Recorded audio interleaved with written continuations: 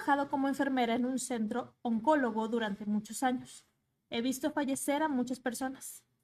Sé cómo suena el dolor, la confusión y el delirio, pero aquello fue diferente.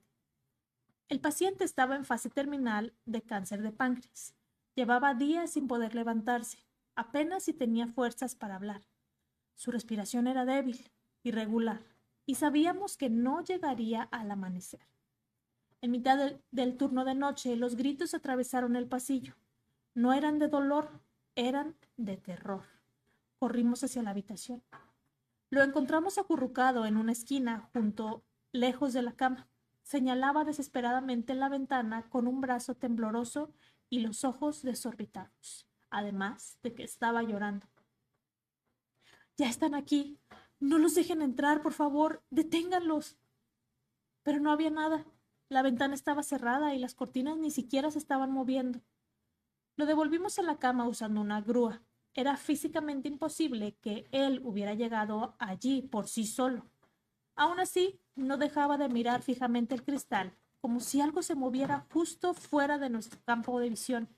Su terror no disminuyó ni un segundo. Falleció esa misma noche, luchando, con los ojos abiertos, mirando algo que ninguno de nosotros pudo ver. Una enfermera que se quedó con el cuerpo hasta el amanecer nos comentó que no hubo nada, nadie vino y no había nadie en la ventana tampoco. Pero lo peor no fue eso, fue que antes de morir, el paciente dejó de gritar y empezó a susurrar, como si aquello que estaba en la ventana ya hubiese entrado a la habitación.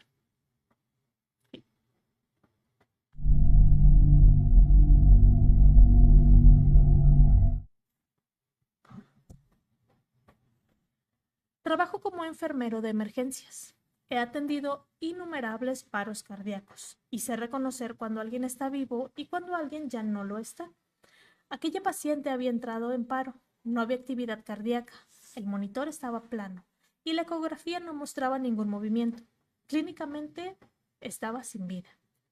Comenzamos las compresiones y entonces abrió los ojos, levantó la cabeza y movió los brazos, como si despertara de una pesadilla. Nos miró. No estaba ya inconsciente, estaba despierta. En el instante exacto en el que detuvimos las compresiones, su cuerpo cayó sin vida. Los ojos se apagaron de nuevo. Muerta otra vez. Retomamos el RCP y volvió. Cada compresión la traía de regreso y cada pausa le quitaba la vida. No había latido propio ni voluntad en su cuerpo, solo nuestras manos empujando sangre a un organismo que respondía. Sus ojos nos seguían como si entendiera que solo existía mientras no nos detuviéramos. Continuamos así durante lo que pareció ser una eternidad. Nadie hablaba, nadie quería ser quien parara, hasta que de pronto dejó de volver. Seguimos comprimiendo una y otra vez, pero ya no despertó. Entonces declaramos la hora de la muerte. Sé que existe una explicación médica y sé que no fue algo paranormal, pero durante esos minutos se sintió como si estuviéramos forzando a alguien a regresar de un lugar al que ya no quería o no debía volver. Y todos salimos de esa sala con la inquietante sensación de que algo nos había estado observando, esperando pacientemente a que soltáramos a la paciente.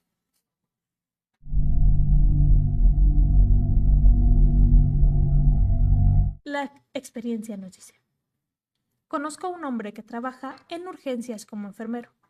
No sé si me estaba tomando el pelo o no, pero lo que me contó todavía me pone la piel de gallina. Dijo que la ambulancia llevó a un paciente que llevaba fallecido entre 5 y 10 minutos. No había pulso, no había respiración, no había respuesta alguna. Aún así, el equipo decidió intentar reanimarlo. Mientras trabajaban sobre el cuerpo, ocurrió algo que nadie esperaba ver. El paciente se incorporó de golpe. Se sentó, erguido en la camilla, con los ojos abiertos de par en par, y gritó con una voz desgarrada: ¡ayúdenme! El grito no sonó humano, sonó desesperado, como si viniera de alguien que acaba de darse cuenta de que no debería de estar ahí. Inmediatamente después, el cuerpo volvió a caer sin vida. Nadie habló durante varios segundos y nadie se movió. El silencio que quedó en la sala fue peor que el grito. Él me dijo que de todas las cosas horribles que ha visto en urgencias, nada lo había marcado tanto como ese momento, porque durante un segundo aterrador, alguien que llevaba muerto varios minutos pidió ayuda, como si hubiera vuelto solo para hacerlo.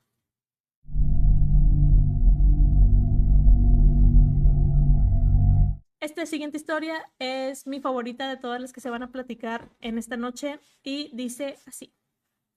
Antes de mi traslado a Puebla en el año 2003, trabajé durante 3 años como enfermera en Chilpancingo de los Bravo, en uno de los 2 hospitales del IMSS, ubicados al norte de la ciudad. No voy a especificar cuál por seguridad. Ya se sabe que se cuentan muchas cosas de ese lugar y es mejor no arriesgarse siendo personal. Una tarde llegó una paciente de 22 años que debía someterse a una apendicectomía. La intervención duró alrededor de 40 minutos y tras la cirugía pasó a recuperación en una sala compartida con otras 2 personas, un muchacho de 18 años y una mujer de 35, acostada a 3 camillas de distancia del lado izquierdo. Esa noche fui a revisar su estado. La operación había sido sencilla, pero seguíamos el protocolo habitual. Al entrar a la sala, ella era la única despierta, lo cual me llamó la atención, ya que normalmente, por el medicamento que se les da a los pacientes, estos duermen y pues es para que no sientan dolor. Cuando me vio llegar, levantó un poco la cabeza y supe de inmediato que necesitaba algo. Me acerqué a su camilla y noté que estaba muy pálida. Pensé que quizás el medicamento no había hecho efecto y que el dolor la estaba afectando. Comencé a revisarla y a preguntarle si todo estaba bien. Entonces, en voz baja, me dijo que minutos antes de que yo llegara, había una señora en la camilla de enfrente. La describió como una mujer delgada, de cabello largo y canoso. No sabía cómo había entrado. Pensó que tal vez venía con alguien. Según me contó, la señora se acostó en la camilla y se quedó mirándola fijamente. La paciente me dijo que la saludó porque se sintió tensa, y la mujer se incorporó, y con la luz que entraba desde afuera pudo verla mejor. Me pidió disculpas mientras hablaba, pero aseguró que la expresión de esa mujer era extraña, como si quisiera asustarla. No quiso ser grosera, pensando que tal vez tenía alguna condición, así que, a pesar del miedo, se quedó mirándola. Luego me dijo que lo que más la aterrorizó fue que la mujer se levantó, se metió debajo de la camilla y no volvió a salir. Yo sabía que eso no era posible. Nadie podía estar en esa sala sin que nos diéramos cuenta.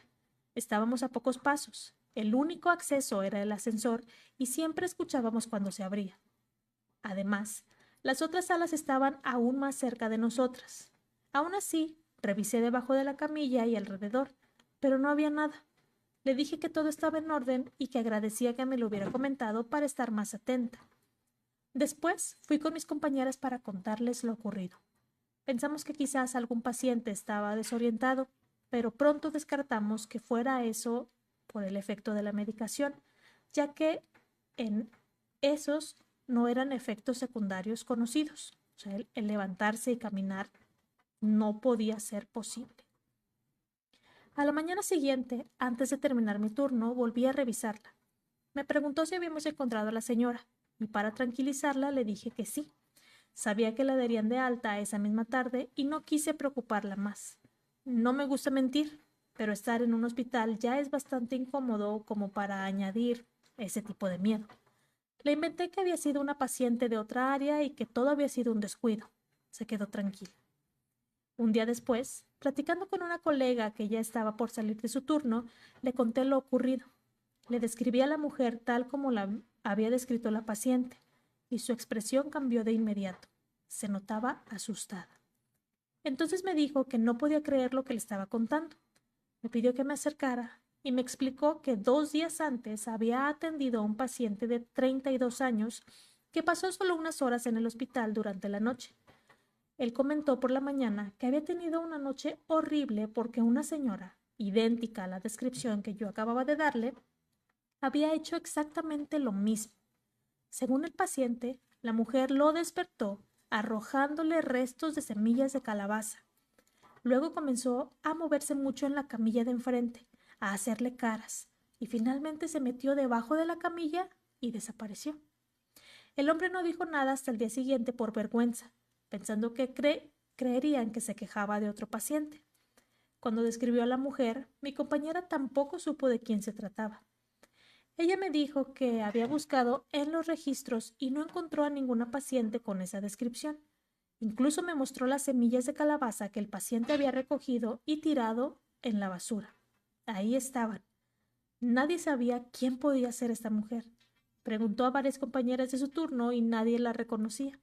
Me advirtió que, para ella, aquello no parecía algo normal y que me mantuviera alerta. Mi compañera era mayor que yo y jamás bromeaba con ese tipo de cosas. No llegamos a ninguna conclusión. No había ninguna paciente que coincidiera con la descripción y en esos días nadie volvió a reportar algo parecido. Hasta hoy no sabemos qué fue eso.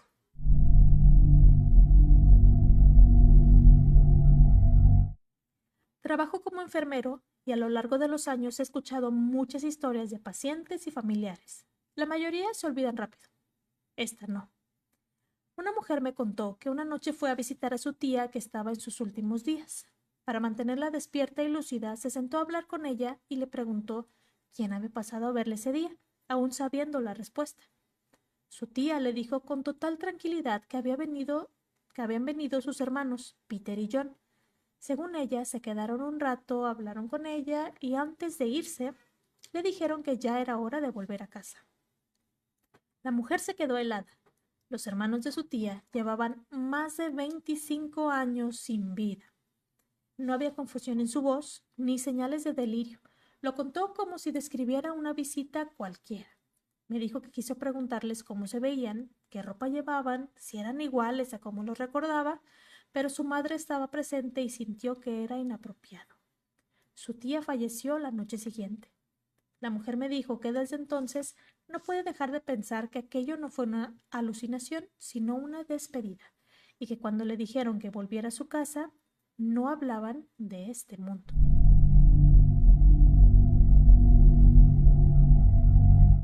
Trabajo como enfermero y con los años he escuchado historias extrañas de compañeros del área de cuidados.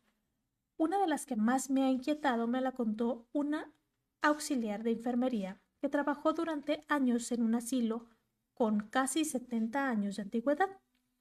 Me explicó que uno de los pabellones del lugar había sido reconvertido en una unidad para pacientes con Alzheimer, demencia y enfermedades mentales. No eran los residentes lo que lo hacía inquietante, sino el ambiente. Siempre cerrado con llave, mal iluminado, sin televisores, ni ruido, salvo el zumbido constante del aire acondicionado. El pasillo tenía forma de T. En la parte superior estaba el comedor, la puerta del resto del edificio, una salida a la terraza de fumadores y el puesto de enfermería. El tramo largo estaba lleno de habitaciones y al final una puerta que daba al jardín especial para los residentes. Todo el pasillo estaba vigilado por cámaras que se veían en los monitores detrás del control de enfermería. Una noche le tocó trabajar sola ahí por falta de personal. Me dijo que durante horas escuchó cómo la puerta del fondo se abría y se cerraba con golpes. Pensó que era un residente que aún podía caminar y había salido al jardín, así que fue a buscar una manta para ofrecérsela. Pero el jardín estaba completamente solo. Revisó todas las habitaciones y todos los residentes estaban en cama, dormidos. Al sentarse de nuevo, escuchó el golpe otra vez. Miró el monitor de seguridad y se le heló la sangre. En la pantalla se veía una figura muy alta, de pie frente a la puerta del jardín. Miraba hacia el exterior, a través del vidrio. Me dijo que no sabía cómo, pero estaba segura de que era un hombre. Pero no había ningún hombre en ese pabellón capaz de caminar. Despacio, conteniendo la respiración, empujó su silla hacia el pasillo y miró directamente hacia la puerta. No había nadie. El pasillo estaba vacío. Volteó la vista hacia el monitor y la figura seguía ahí. Nunca volvió a trabajar sola en ese pabellón y me confesó que, incluso ahora, no puede dejar de pensar que aquello no era un residente, sino algo que llevaba más tiempo caminando por ese lugar.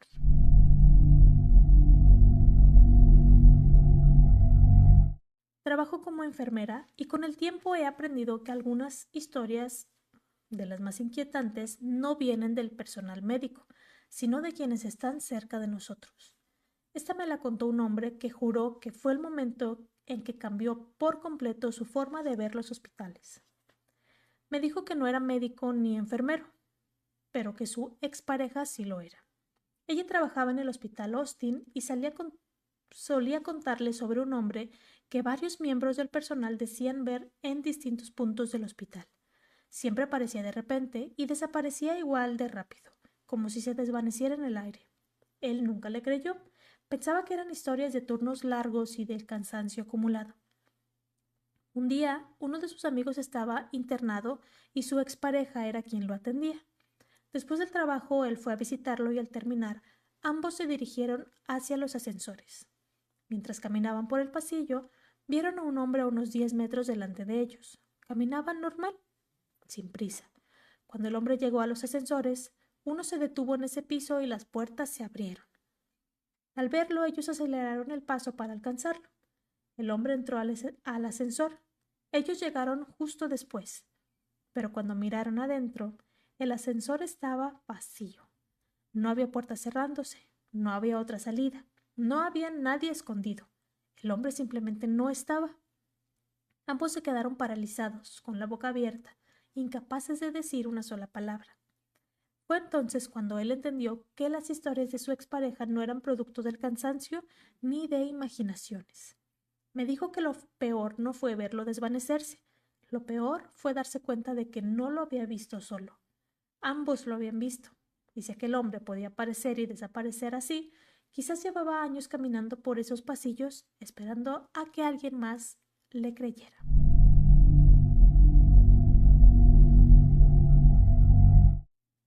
Trabajo como enfermero de urgencias. Aquella noche llegó una anciana en la ambulancia, prácticamente al borde de la muerte. Teníamos órdenes de no reanimarla. No había familia registrada y el hospital estaba lleno, así que tuvimos que dejarla en urgencias durante la noche. Estaba muriéndose, sin duda. Cuando has visto morir suficientes personas, lo reconoces al instante. Apenas respondía, estaba pálida y fría al tacto. Respiraba de forma irregular y su frecuencia cardíaca subía y bajaba sin control.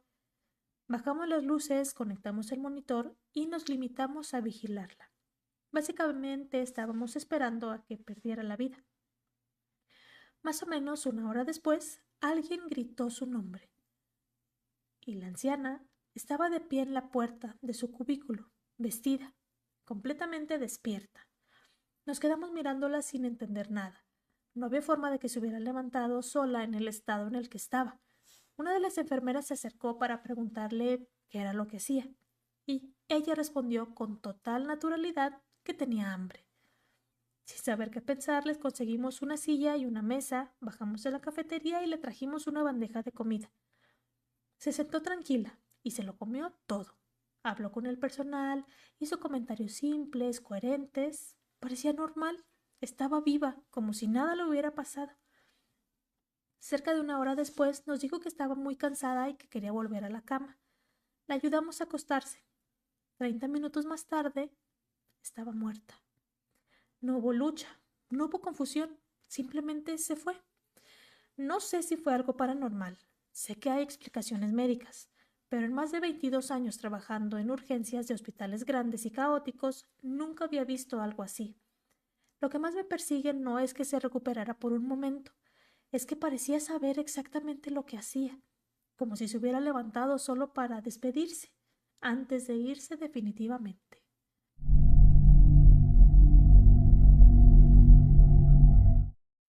Trabajé durante un tiempo en una residencia de cuidados especializados y casi siempre me asignaban al pabellón de Alzheimer.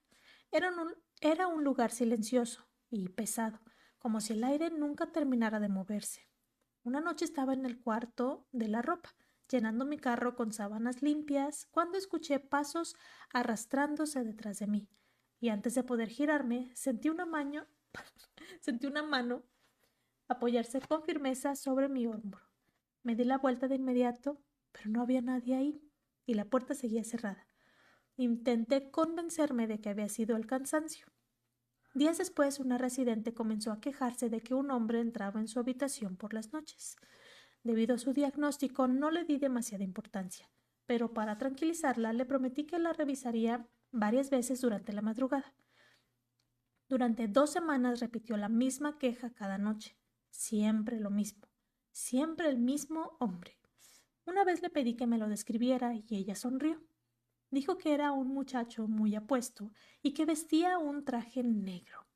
Luego hizo una pausa, miró por encima de mi hombro y añadió con total naturalidad: «Está justo detrás de ti». Sentí como la sangre se me helaba. Me giré de inmediato, pero no había nadie, solo el pasillo vacío y oscuro. La mujer falleció la noche siguiente mientras dormía. Desde entonces, aunque nunca volví a sentir una mano en el hombro, cada vez que camino por un pasillo silencioso, tengo la sensación de que alguien me sigue de cerca, esperando su turno.